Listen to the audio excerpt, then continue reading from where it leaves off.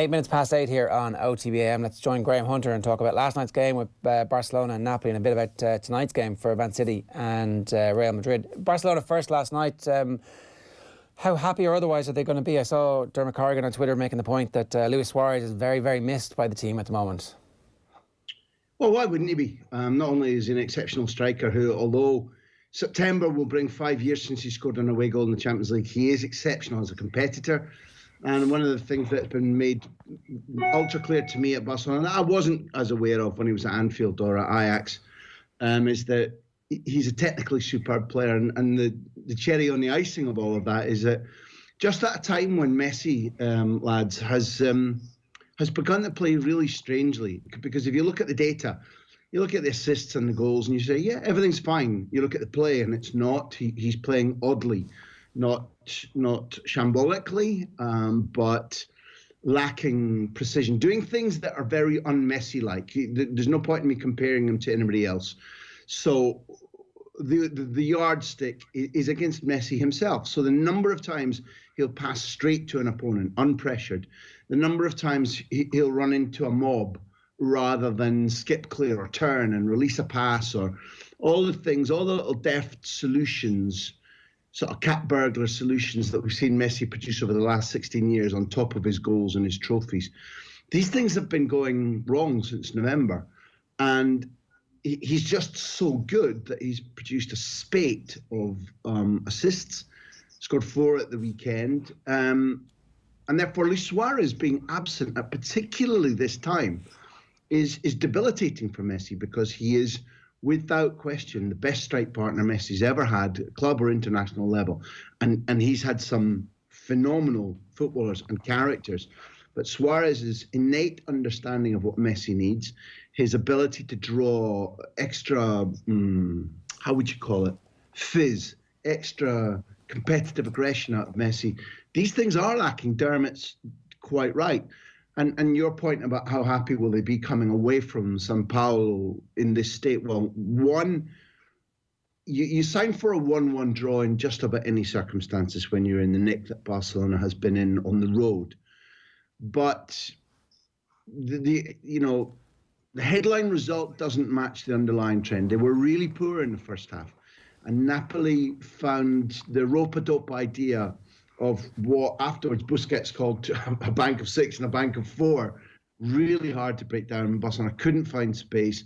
Junior he's really aptly named, because he isn't at Barcelona. He isn't at the Champions League level. He isn't at Barcelona's level. He's playing out of necessity. They shouldn't have bought him. He's witless.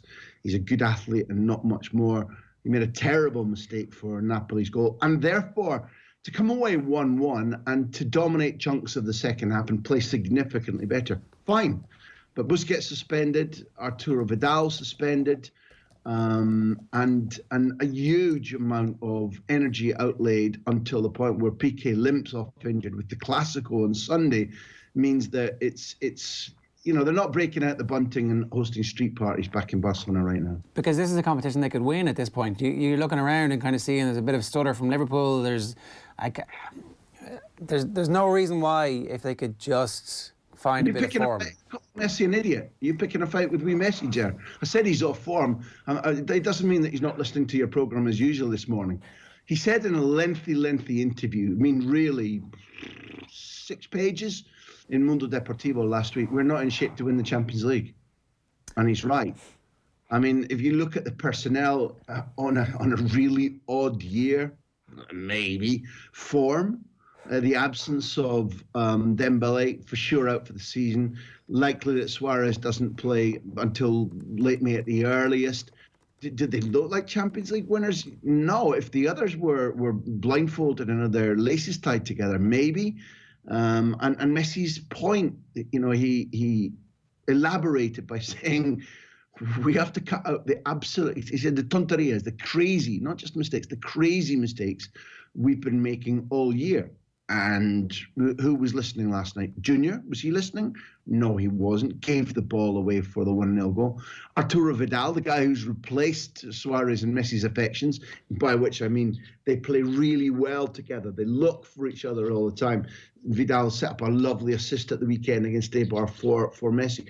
Vidal goes, head to head. I forget the opponent. Apologies. I should be able to name you the opponent. Goes head to head and gets himself sent off in a crazy fashion. Can't play in the return leg. Crazy mistake. Yes, another one.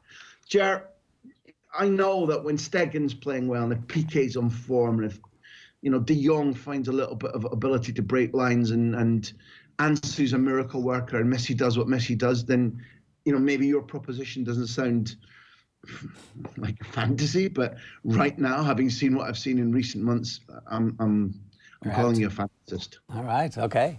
Nice to have a bit of fantasy in your life from time to time. Yeah, because not that kind.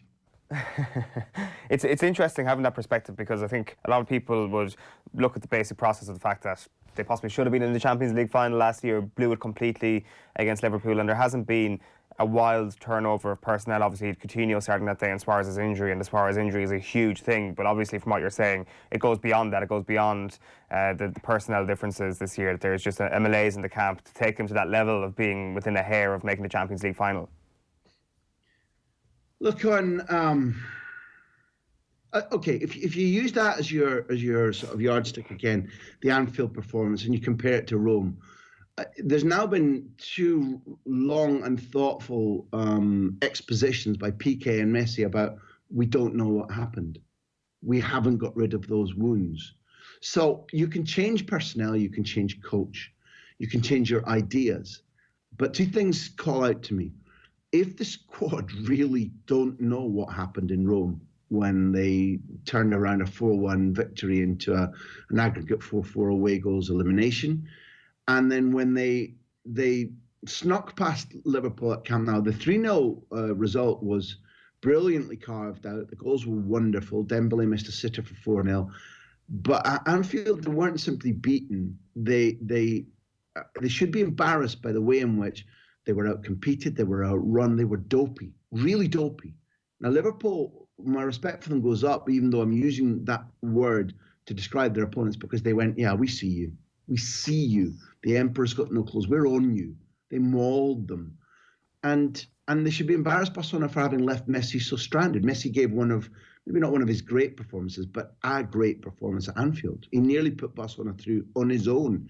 If you talk to the players, which I have, the Liverpool players subsequently, they're left in awe of what Messi did that night. And therefore, to pick up on your theme, have they corrected any of those things? No. They don't seem able to understand that they were asleep mentally, that they allowed themselves to be pummeled 2 years in a row.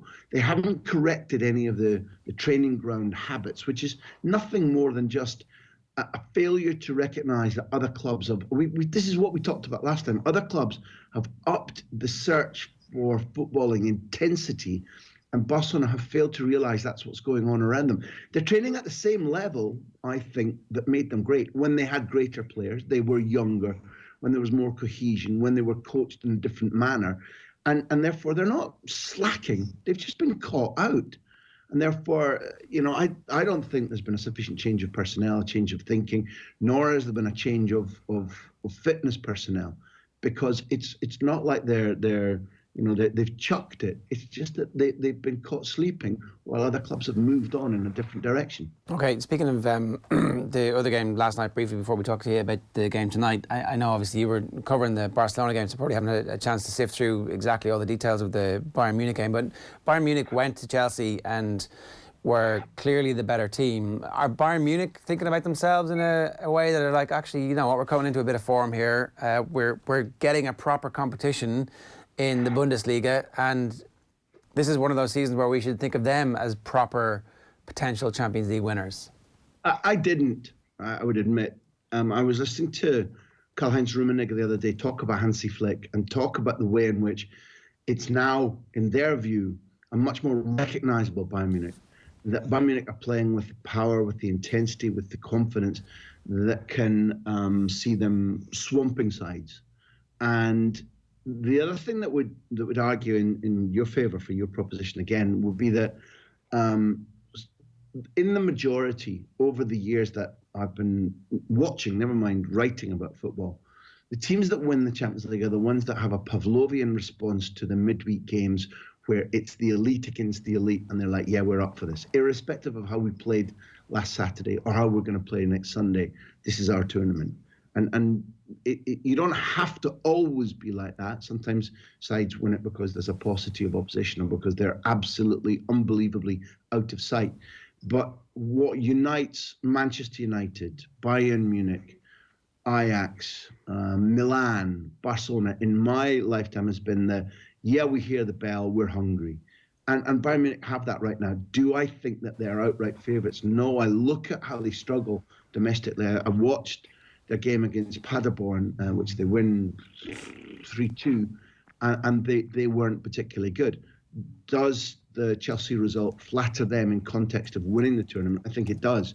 Chelsea, a young team, missing key players, and I'm not a fan of one or two of the players that Frank Lampard selected last night.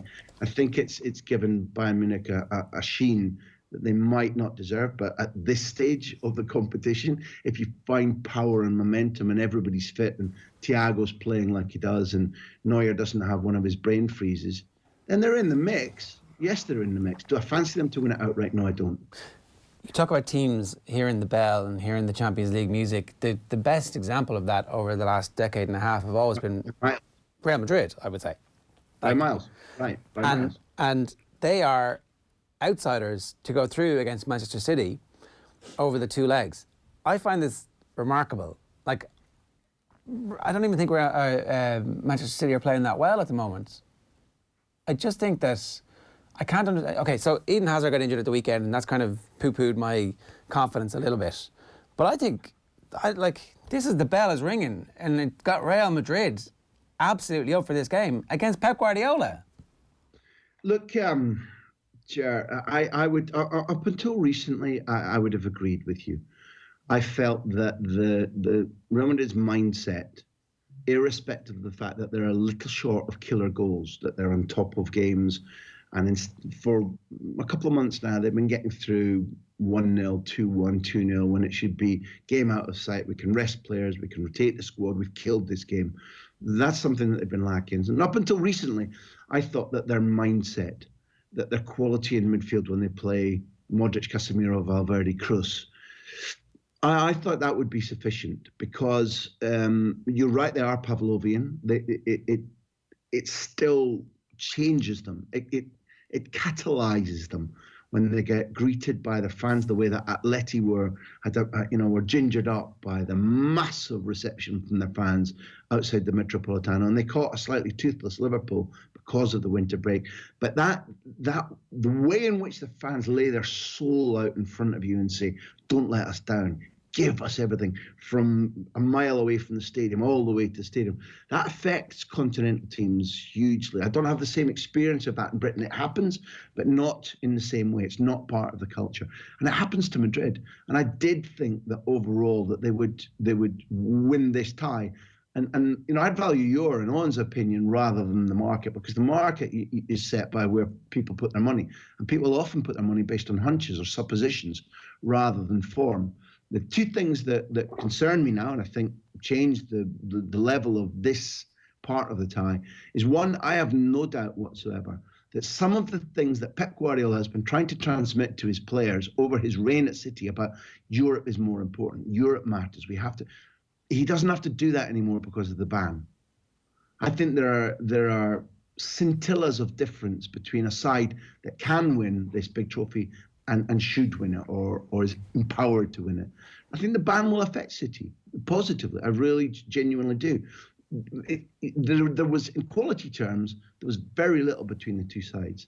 And another small point I think makes Real Madrid slightly less favourites for this part of the tie is that suddenly, after the brilliant work of Gregory Dupont, their fitness man, which has made them unrecognisable from autumn, where they've been outlasting teams, where they've been running through blocks, they've been breaking lines, they've been running beyond, they've been covering for one another. There's been just one of these imperceptible, and I don't mean massive, but imperceptible dips that strip them of some of their intensity. And therefore, they go into this tie, they need to hear the bell. They really do. And City have an opportunity. And I think best guess tonight in the Bernabeu, where it'll be extraordinary atmosphere. Best guess is a score draw. And Madrid, either of the other sides have got the capacity to win it by a goal. I think score draw. And I think Madrid dangerous in Manchester. But I think the balance has changed over the last 2-3 weeks. Graham, great to have you with us this morning. Enjoy the game tonight. Thanks a million.